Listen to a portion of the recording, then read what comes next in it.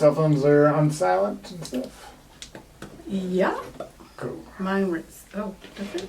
I want to make sure. What are you listening to? I'm trying to turn it off. Oh.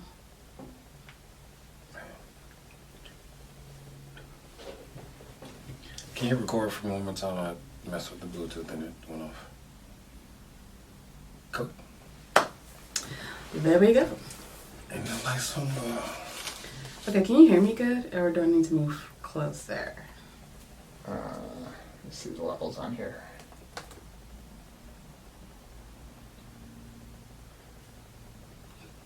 In my mouth. Yeah. As it just both of you go, just a little closer. If you want to Okay. bring the mics up a little bit, that would help. Alright.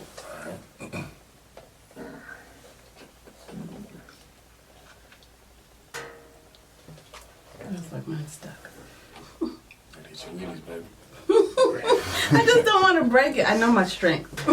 Sam already went to the gym, so he's jacked. He's yoked. Annabelle walks around talking about her, like, she wants Michelle Obama arms. That's a new thing now. She has good arms. Whenever she's like, open up a jar, she's like, I have Michelle Obama arms. I love it. I love it. Alright.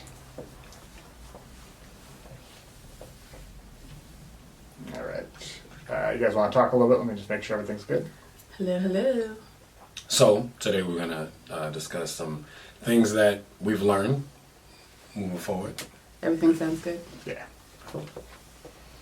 And of course now I have to use the bathroom. Oh my gosh. I'm good. I'm good. Sure. I promise, yes, I'm good. 30 minutes. I'm good. All right. I got this. It's 20 minutes. Okay. Alright. Let's get started. Let's go. So for today's episode, we are going to just share a little bit about what we've learned on our journey and what we've learned about managing money in marriage. The purpose of this podcast is basically to share with you guys some of the things that we pick up rebuilding from losing everything to, getting back to a solid place with our finances. Getting some good momentum, yeah. Yeah. So, And not only what we learned from financially, but also in the difficult times when financial challenges hit. Oftentimes, emotional challenges come in as well. Effective communication, because feelings are involved, and you feel like you might be, you might feel like you might have lost a little bit of trust, or you may feel like the person doesn't understand you, because the way you communicate about money, people, the communication changes when you bring up money with some people. I know. Yeah. I'll take the it reins can on hit that. a nerve. Yeah. So it gets uncomfortable. So then you have to navigate through communicating effectively to get the solution that's desired versus another fight because you don't know how to talk about money to your partner. Right. So, I think what I want to start with is that I want to speak to the single people or people who are planning on marriage down the line. For me, when I was single, I kind of put a lot of importance on being financially set up before getting married. For some reason, I thought that was super important to have my shit together before coming to the table and asking somebody else to, basically have the same. And so I spent a lot of time, just getting, things in order. And I got my credit was like perfect. I had an 803 FICO. It was like I could have framed that shit. It was so perfect. And I didn't owe the only thing that I owed was on my student loans. I paid off my car, my credit cards, everything. And I got to a point where I was overpaying on my on my bills. If my credit card statement came in and it was $50. I would, send in $100 or $200 because I wanted to make sure that I, paid everything over and above and did not owe anybody anything. That's how I got to build my credit, I guess. And then how long did that take you to get your credit? Well, where were you, and then how long did it take you to get to where I was? It wasn't I wasn't in a bad place. Like my credit was maybe like at a 6 something when I decided to start, just making sure that I developed better financial habits. And then it took me maybe a year. And some change. Okay. Yeah, because I had to pay off my car. Like, I still owed them heavy. And so, like, just to be able to, wipe that out quickly, I was, like, I got in the habit of just overpaying on everything to the point where you saw, like, whenever, we would have a bill due and we couldn't pay it, I would always freak out because I was in the habit of just, like, not just paying on time, but like overpaying and just making sure that everything was, you know what I mean? Right. And so like when I couldn't pay a bill, like it would freak me out. It would just, the stress that I felt. I hated being in that place because I had come from a place where I felt free because the only thing that I had left to pay was my student loans. That was it. And I was working on that, building my savings and everything. And I felt just this huge weight lifted. But I put a lot of importance on having my stuff set up and not enough importance on building something with someone else, right? So I say that to say, like, what I feel like would have made more of an impact or what would have made a difference is if I came to this relationship thinking about how to talk to you about money, how to do money, how for us to be able to do money together, and not so much me having my stuff set up and you are just left in the wind. You know what I mean? Like, I feel you in what you're saying. I think that your preparation was necessary, one, for your growth, because I don't think, had you not gotten your credit score to a point that you were satisfied with it, I don't think you would have been as open to be with anybody else. Because I remember when we met, you were fresh off a 2-year stint of celibacy, just focusing on yourself.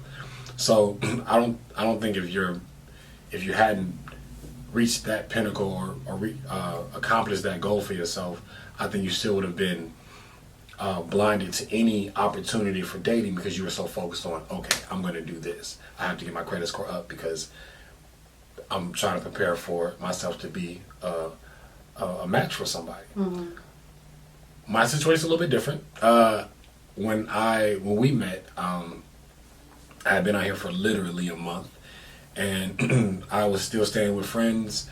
I was working with Lyft, and money was coming in here and there, but I didn't have my own place. I had paid everything off as far as me leaving Atlanta for me to, break clean from Atlanta. But coming to Los Angeles, it was, new challenges financially and otherwise. You're trying to find a place. You got to have a deposit first month, all deposits for utilities and so on and so forth. So you're looking at about $2,500, $3,000 just to get a place. So I was coming in, my credit score wasn't great. I wasn't working on it. I was just trying to get set up in a new place, get my feet underneath me, and then, go from there. So financially, when we met, I felt like I was fresh off the boat. I just reached solid ground, and it was like, you got what? That is amazing. I commend you, and we're not going to talk about mine. And it made me insecure, but I was a little insecure because yours being so good, it was like, so I got to bring something totally different to the table because you got that. And you didn't make it hard to talk about. I was just going to ask you that. Like, yeah, was it? Because whenever we had a financial situation come up, we couldn't talk about it. Right. That's what like kind of got us to the place where we are now, is because we weren't having effective communication with that at all. Like, it wasn't. So I just wanted to know, like, was it something that I was doing, or was I judging you? Was I, you know? I wouldn't say you were judging me, but you were so on top of it. Mm-hmm. I knew I didn't have it, and I wasn't on top of it. And my way of handling it would be, okay, we need how much is the bill? But let me go get a gig real quick, or let me do a couple of rides, or whatever. I have to go and get it. I said it in an earlier episode, but when it comes to, my philosophy has been, when it comes to money, if I don't have it, a bill has to be paid, rent, whatever, I just have to go out and make it somehow. But, the hustler mentality kicks in. I'll go get a couple of new clients, or I'll go book this stand-in gig, or whatever service I can provide to earn money. My wheels start turning about what I can do, and I try to go and do it and get it done within whatever window that I have. But you were coming from a planned setup where it's like, okay, I know this is coming up, so I gotta have this, and this, and I need to have more to make sure we're good. And so we were coming from two different places, and talking about that was uncomfortable for me because you were so organized and I wasn't, and I could tell that organization was important for you. So I would just shut down and I'm like, all right, I'll get it. Yeah, but I also didn't know how to, like, whenever you would shut down, I didn't know that you were planning on getting it, some kind of way. But I just felt like, oh gosh, okay, so he doesn't even care about, like, we might get kicked out, or we might, like something, everything is going, crazy, and it just seems like, there was nothing. You were just shutting down. I was like, okay, so I'm in this by myself. And that's on me because I didn't communicate that to you. And yeah. I was talking to some of my clients at the gym about this, how this is something, my lack of communication is something that I think a lot of guys deal with, or people, period. Mm-hmm. But specifically guys, because we're not taught how to talk about uncomfortable things. Right? We're not taught how to effectively communicate how we feel. And what's weird about that though? The reason why I feel like I started to fall for you is because you were so honest about things that were difficult. You get what I'm saying? Like, so to me, the fact that you couldn't talk about money was like, what? You talk about all this other shit that is just so fucking, you know what I'm saying? Like, I wouldn't expect anybody to open up about. And for you it was nothing, and I loved your honesty. I loved that about you. And so when we hit this roadblock, it was just like, what is this? Like, what the hell's going on here? Right. You know what I mean? So I just didn't understand that because of what you had already given me. And then, so to that point, I like to pay attention to, like, people and situations, and I notice most men don't talk about their feelings or effectively communicate with their partner how they feel. They don't compliment their partners enough. So things like that I picked up on. Like, okay, cool. When you have somebody that you love, tell them you love them. If you think they're beautiful, tell them. My belief that I stand on is I'm not going to wait till a funeral to tell you how amazing you are. I'm going to tell you why you're here so you can appreciate it. Right. Money, nobody talks about money at a funeral, so all right, cool, I don't have to worry about that. Right, so that was the thing that was my insecurity, was money. Because I know if I don't have it, what's there to talk about? And I didn't tell you that, though, and that's where our communication hit, a wall. Most people is communicating about how they feel or whatever the case is. Mine was communicating about money. Which brings us to our second tip. Communicate. Okay? Be open with your spouse. Whether you join finances or you keep them separate, you still want to be on the same page as far as, like, how you're going to handle your shared financial responsibilities. Absolutely. Key thing that you said there was shared. Well... No, I'm not. No, that's a good thing. I'm saying a lot of times, because again, my philosophy was my money is mine. I'll put in to make sure whatever we need to do gets done. But it's my money. You still stand by that. I could tell. Stop. You do. Anyway, another tip we learned: as early as possible. And this will vary couple to couple. As early as you feel that you guys decide you want to make a commitment to each other, as early as possible. Figure out where you're starting from, and then decide on a joint goal and how you're going to achieve that goal. You said something about where you're starting from. Be honest about. Yeah, being completely honest. So oftentimes we all know starting from the bottom now we're here, but if she tells me her bottom is a 600 credit score and my bottom is a 429 credit score, that's a different type of bottom, you know. So if I like, okay, cool, mine is a 520, just to kind of, you know, create a middle ground, but that's not really where it is. When, you know, it's like, okay, I think yours went up 10 points. Let's see where you are now. I'm not going to want to show you because I lied to you, because I was embarrassed. So just being completely honest. Now, when it comes to communicating about where you are, it's important for the recipient, the person listening, to listen non-judgmentally. If somebody's sharing something intimate with you, especially somebody that you love, you want to receive them in the best way possible. You have to think about yourself. Like, if you were sharing something uncomfortable, how would you want that person to receive you? And that kind of goes into, you want to know your partner, understand how to communicate with them. One thing that I recommend is learning your partner's love language. Learning yours, and then learning your partner's love language. So that way you know how to communicate. Yeah, I agree. Works. Yeah? Yeah. All right. Oh, I wanted to circle back about knowing how to communicate, men not being taught.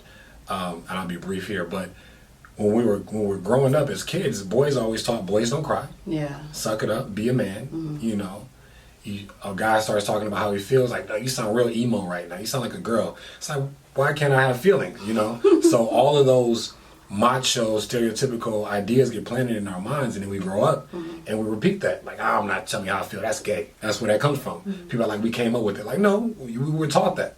You don't. That's not what men do. Men eat some steak and figure it out, and, you know, put dirt on their bruise. It's like, come on, man. Can I get some Neosporin in the salad, please? You know. So just being honest and just being real and identifying as a human being versus your gender. Yeah. Okay. But go ahead. No, that was it. So we're just going to wrap it up here, but we are just going to continue to share with you guys. I know we're only 2 years in, and you might be like, why are they giving advice? Because they're newbies. But we're sharing with you what we were learning on our journey. So honestly, the 2 years may seem short, but we've been through hell and back. When it's 2 years, and not only is it your spouse, your wife, or your husband, but also your business partner, you know, that adds another, you know, kind of things 10 plus years to it, y'all. In those 2 years, man, all type of losses, adjustments, yeah. adjustments on the fly. Yeah. And with all of that, like, the only way we made it through was having each other's back and communicating. Right.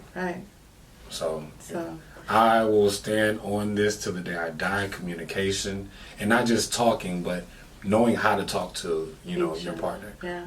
Because I can talk at you all day, but if you're not receiving it because of my language, right, then it's you know, it's dead in the water. Agreed. No. Oh. That was a kiss for those who wondered what that sound was. Thank you guys for tuning in, and we will see you, or we'll talk soon. Also, if you guys have any questions about any relationship stuff, things that you want to look out for, things that you just want to ask us, you know, whatever, please feel free, leave it in the comments. You can hit us up on Instagram at The Real Let's Get Naked, or at our production company of Stronger Together Productions. .com. Check us out, guys. Thank you all so much for listening. Thank you. So I have a couple of... Did I almost? Yeah. You're good. You're good now. Sorry. Sorry. I wanted to ask you guys if you could add a story of, like, how bad. How bad it got? Actual situation. Yeah. Okay. And then we'll just insert it somewhere in there. Okay. And then also, Amma, what you thought when you found out his credit score. Okay. All right. Thank you for that. Thanks. Right here. So it got so bad to the point where you remember we were homeless that one time, like we were going to the Airbnb and Hold on. So we were bouncing from we had done 2 Airbnbs prior to that. had we? Something like that. So I don't remember. We were just going we from had- place to place because we had a roommate we had situation nowhere to that go. we had just moved out of, and I think we had a prospect, but then it fell through. Something crazy happened. Yeah. Oh yeah. We were going to. We found an apartment. They were doing a credit check. They was like, "Hey, look, you guys. It looks really good. We like you guys. More than likely, you're gonna get it. Just give us a couple of days." We're like, "All right, cool. Let's get an Airbnb for the night. We'll be good by tomorrow." No, it was for 2 nights. So we get the Airbnb. The next day, they told us yeah, you guys didn't get it. So we're like, wait. We really have what? nowhere to go. We had a truck. We had a U-Haul truck ready. Oh my gosh. Our stuff was already in it. We had it parked around the corner from where we were. It was so random. We had to extend the U-Haul truck because all of our stuff was just in it. We had nowhere to put it. All of our stuff was in this U-Haul truck. We had nowhere to go. We were just bouncing from Airbnb We to had done Airbnb. 2 Airbnbs, and then this last one we found was mad far. It was disgusting. Cum stained sheets and everything. And then we get into a fight that day. Saeed ended up yelling at me in the street about, I don't even remember what it was about. I don't know. It was. We got the flat tire too, remember? Yep, from the pothole. Yep. It was just everything that could happen did happen, and we got into this ridiculous. I think it was about food or something crazy. But at that point, emotions were high. We were both it was tough. And then I told you I wasn't sleeping on those cum stained sheets. Yeah. In the Airbnb, I went to go sleep in the car that night. And I'm just like, dude, you want to sleep in the car? In my mind, I laughed at it. I'm like, all right, that's cute. I'll see you. I was in a dead minute. serious. I was not sleeping on those nasty And sheets. I think we went to go buy shit, something crazy. I was like, we're not doing. Let's just go to sleep. It's late. Let's just go to sleep. She's like, I'm not sleeping. I'll sleep in the car first. I'm like, it's cold out there. Good luck. Confidently believing she's gonna sit out there for about 15 minutes, and then she'll come in. I'm in there 15 minutes, letting it cool down, shower, whatever, getting settled in. I'm like, man, she bold. I'll give her 30 minutes. Hour later, I'm like, she might have went to the store or something. Let me go see if she's outside. No, I was not. In the car. I'm like, are you serious right now? That was just one low. I mean, it just kept going from low to low to low. Because remember when we still had no place to live, and my father came into town and was just like, he called and said he was coming and that he needed a place to stay, and we were like, how are you? What are we gonna do here? Because we have no place. He didn't know our situation, and I didn't want him to know our situation. And, luckily he ended up not coming. But it got to that point where we were just like, okay, well, what is going to happen? So we went from that, and then we went and got another, 3-month sublet.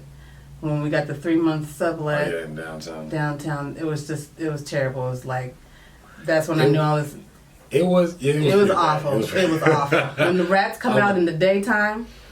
outside, I'm sorry. Let's be clear, outside, not in the apartment. I'm just saying. In the neighborhood. It was awful. It was awful. Clear. Awful. When rats in the unit. But it wasn't the best situation. and then that's when the Small. car got repoed. And that was my only means of... It was You then, remember? Yeah, no, it was then, yeah. It was right when I came back from the funeral. The next day I had asked you, I was like, babe, did you pay the car note? And you were like, oh no, I forgot, I didn't get to it or something like that. I can't remember. And the next day, they came and got the car. I think I was waiting on some money to come in or something. I was like, a couple more days, we'll be good. Nah, we were not good. and we had to be out of that Airbnb, that sublet within the next few weeks, and we had no clue, no car, nowhere to go. It was bad. It was a tough situation. What helped me through it was I knew that there was nothing I can do. So if I can't control it, I'm not worrying about it. All I can do is what I can do. And Amma was like, why are you so calm? I'm like, well, Yeah, it would frustrate me. He was so calm because I didn't see it end. It just kept getting worse and worse and worse, and it was just like, how are you okay with this? Like, how are you okay? And through the whole time, it was just like, I'm not gonna lie, I'm like, yeah, I'm just a cool cat. No, I worried, but I knew. We have been doing like a lot of motivational speaking, like books and things like that, and I was like, you know what? If it's gonna work, it's gonna work. If it's not, it's not. But I know it's gonna work. I think that's the time we talked about, you going back to Atlanta and me staying in LA. Yes, we were gonna split up for a while because my family was like, I'm going to be here. I didn't come to LA to hit something tough and then quit. So we just, stayed steadfast and prayed and diligent, honestly. I was like, just keep looking. Like, there's no point in getting upset about it. Just keep looking until we find it. And then, like, 2 days later, we found something where we are now. Yeah. where we are now. So To step up, but we're still in this fight. that just goes to see she's pessimistic over here. You're basically pessimist. But yeah, I mean, it's gonna get bad. You just have to expect it and just know that you just gotta get up. As long as you get up, man, you're good. Well,